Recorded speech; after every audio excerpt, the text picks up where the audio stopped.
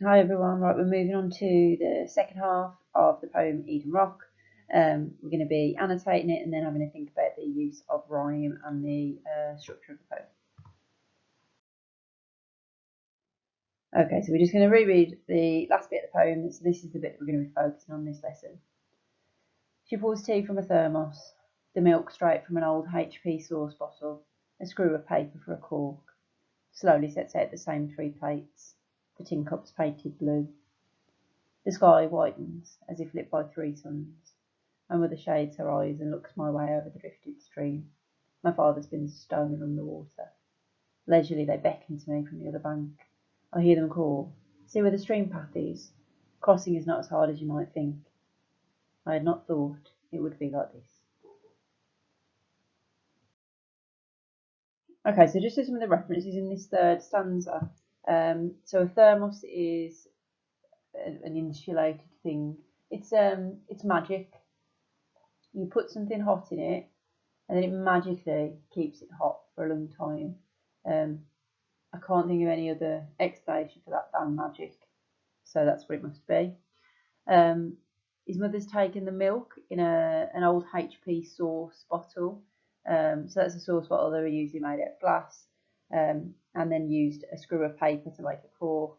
And then it talks about the fact they've got these tin cups that have been painted blue, so a tin cup would be quite cheap, and it looks like she might have painted it to make it look a little bit nicer.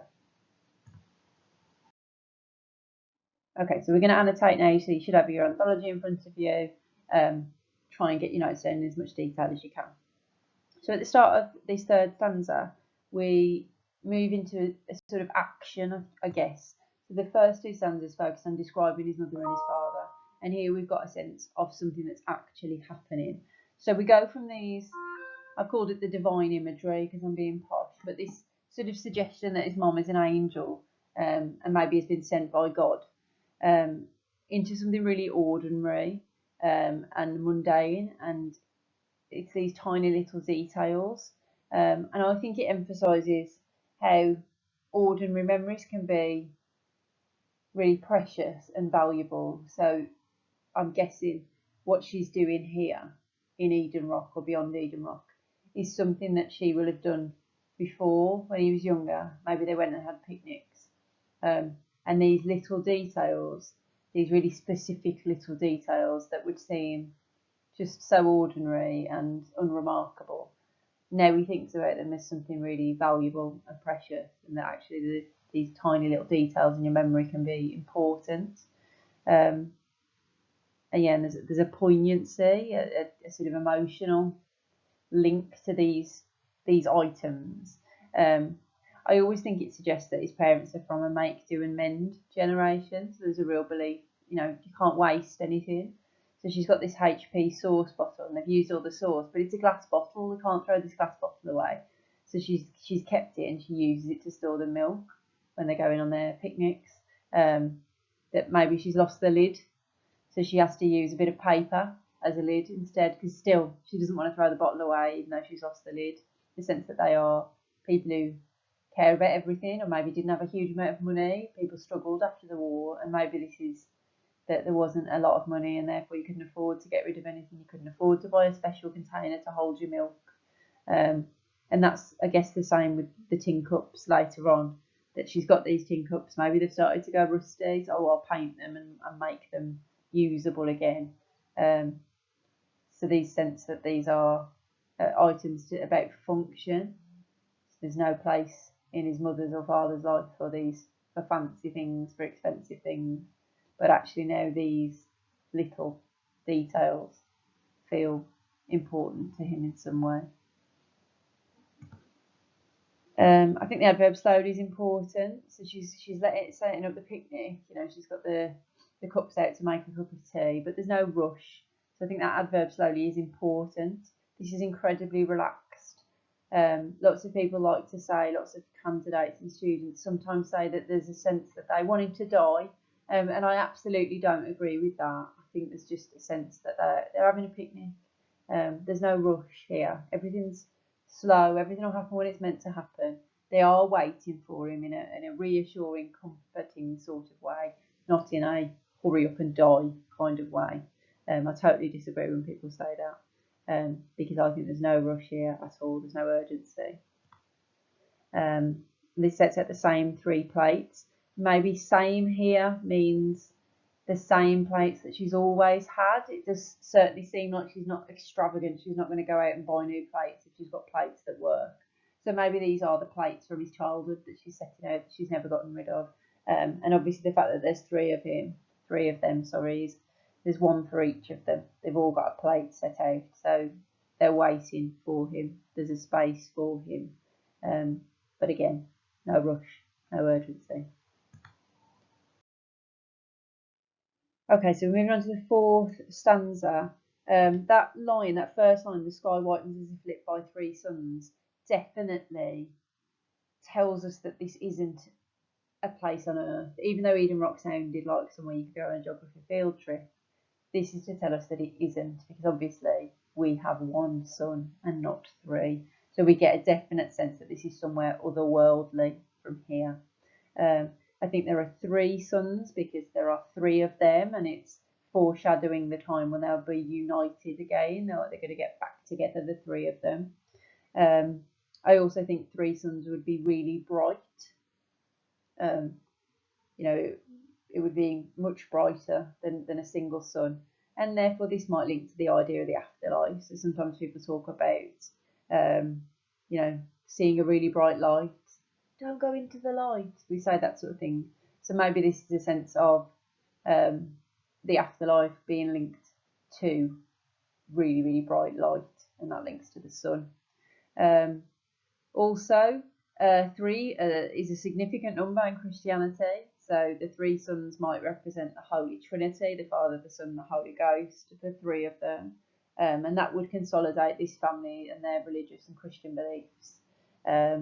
Also in the Bible, we are told that the sky whitens when Jesus is going up to heaven, that there's a really bright light. So we could be maybe foreshadowing that he's going to die shortly and will ascend into heaven. I think we're always looking, when we annotate poems, we should always really be looking for those lines where we could say multiple different things. And for me, in this poem, that's an important line, because I've come up with about 5 different things that I could say just about that line, and therefore that's definitely one to focus on. So if you haven't got all of those things down, pause and get those things down, because that's an important line. Okay, so moving on. My mother shades her eyes and looks my way over the drifted streams. A couple of things about this. His mum's actively looking for him. She covers her eyes to block out the glare of the 3 suns and tries to look over the drifted stream to see where her son is. She's actively seeking him out. I think this links to the fact that they were really close in their lives, and that there was just the 2 of them for a lot of the time, and that he cared for her when she got old.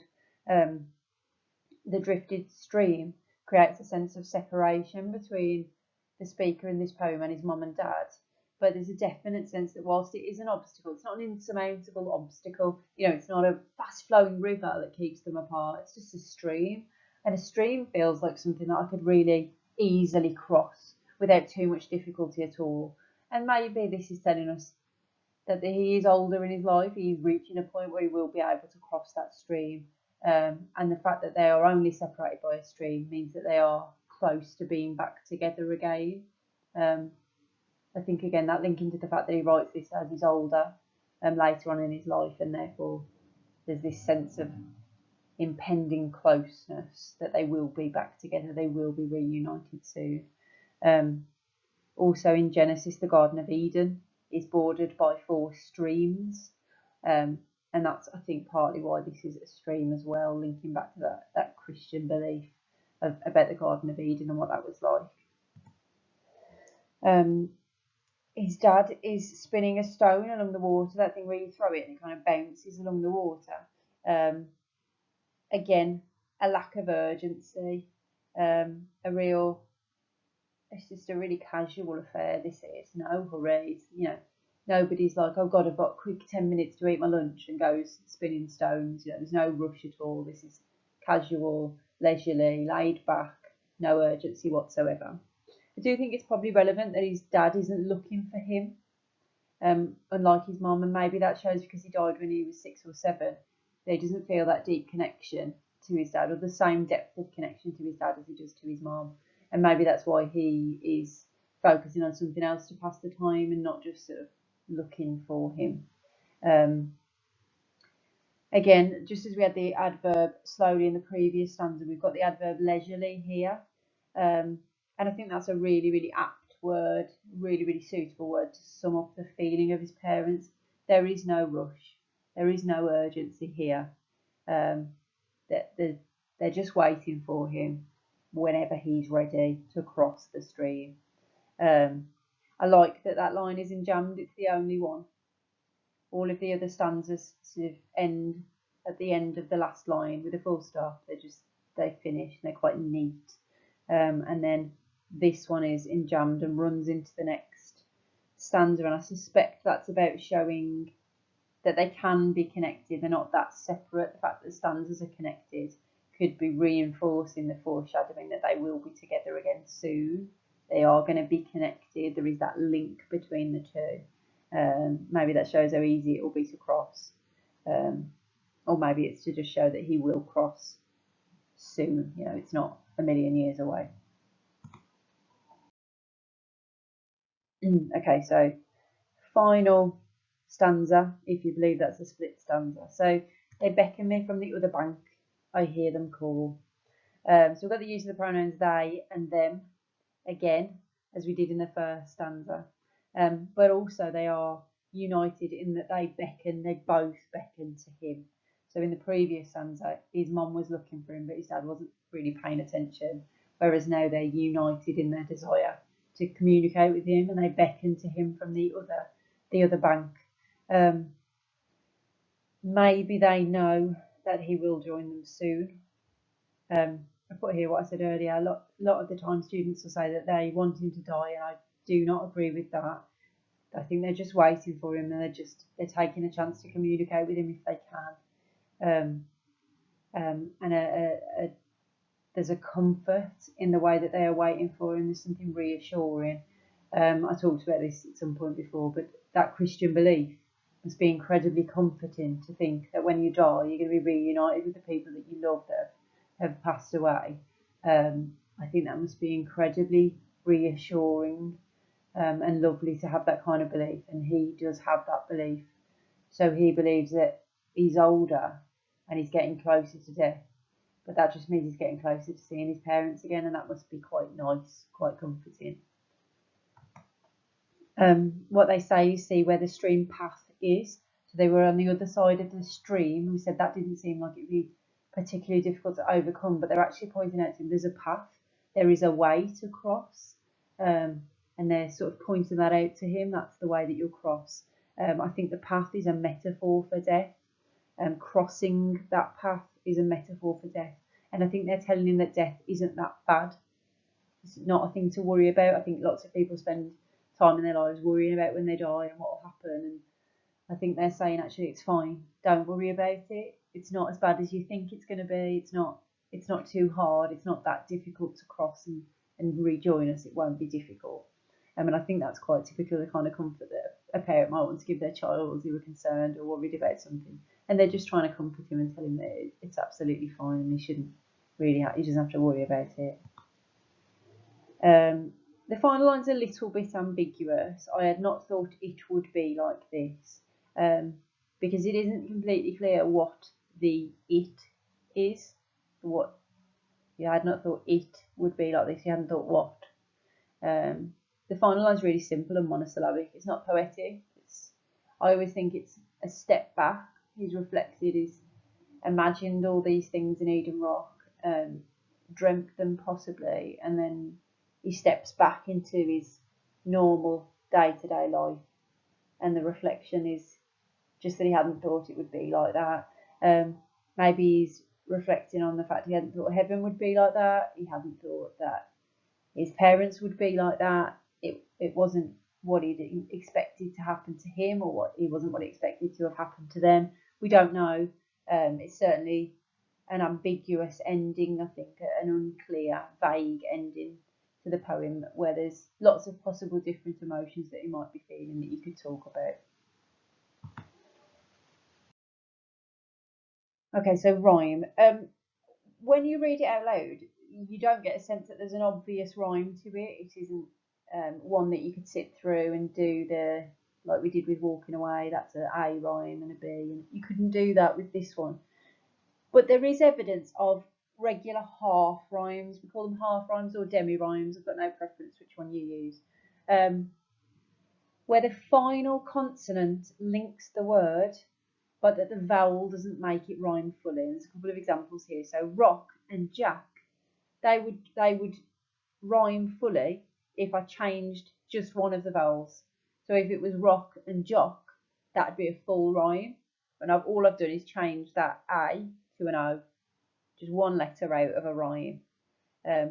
But it doesn't fully rhyme. The consonants at the end rhyme, but the vowels don't. It's the same with suit and feet. The end of those words rhyme, but it's not a whole rhyme. However, occasionally we do get some full rhyme, whereas it's based on sound and not spelling. So the words screw and blue, I think they're in the 3rd stanza. So we've got a lot of half rhyme and occasional full rhyme, but they're not jumping out to you the way it was in Walking Away. It's not as clear, it's a little bit more subtle. So it's definitely a thing to have a think about and maybe jot down in your anthology. Okay, so why the half rhyme? So the half rhyme creates a kind of flat tone. If this were a piece of music, it would be quite flat, slightly off key, not quite right, not quite perfect, nearly there, but not quite right. I think it would full rhyme. It would sound too positive, too upbeat for a poem about death. I mean, fundamentally, this poem is all about his feelings, causes reflection on his own mortality and what will happen to him when he dies. If we had full rhyme with that, it might feel a bit too upbeat, a bit too positive, a bit too happy, and I just don't think it would quite work. But the half rhyme, that it nearly works, creates this sense that he's nearly there. It is close to a rhyme because he is close to heaven, close to being reunited with his parents. I think we would have a whole rhyme if they were all together. When they're all back together beyond Eden Rock and they're sitting and having their picnic, that might be the time to use the full rhyme to show the full journey that they've gone through and that they're all reunited. So the half rhyme shows that they're not quite there, not quite all back together. And the use of occasional full rhyme is there to remind us that they are close to being back together because Causley is older and he is close to joining them in Eden Rock. Okay, structure. So in terms of the structure, we've got a choice. Do we have 6 stanzas or do we have 5 stanzas where the final line of that last stanza has been separated? So you could see it as 6 stanzas where 4 are regular verses, each of them have got 4 lines. The 5th is 3 lines and the final is a line of its own. Or you can see it as 5 stanzas where all 5 have 4 lines, but stanza 5 has a line break. Now it's entirely up to you which way you see it, but for me, I see it as the second type. So I see it as 5 stanzas with 4 lines, but then in the final stanza, there's a separation between that last line. That's how I see it. But that's not to say that that's right. That's just my interpretation. So I think if you see it that way, then you can see the poet making a very deliberate break and a pause. So he's stepping back from those reflections about what Eden Rock is like, and kind of separating himself. And that separation of that final line is there, I think, to reflect the separation that he has between his parents and him currently. It's not a massive break, not super far, because he's reaching a point in his life where he is going to die and he's going to rejoin them. But that little break is just to show us that they're not quite together. I think very similar to the rhyme, not quite together, but almost. So that separation just reflects that distance between them. I hope this has all made sense. Please drop me a message if you've got any questions about it. This is a sort of slightly harder poem, I think, than the ones we've been looking at previously.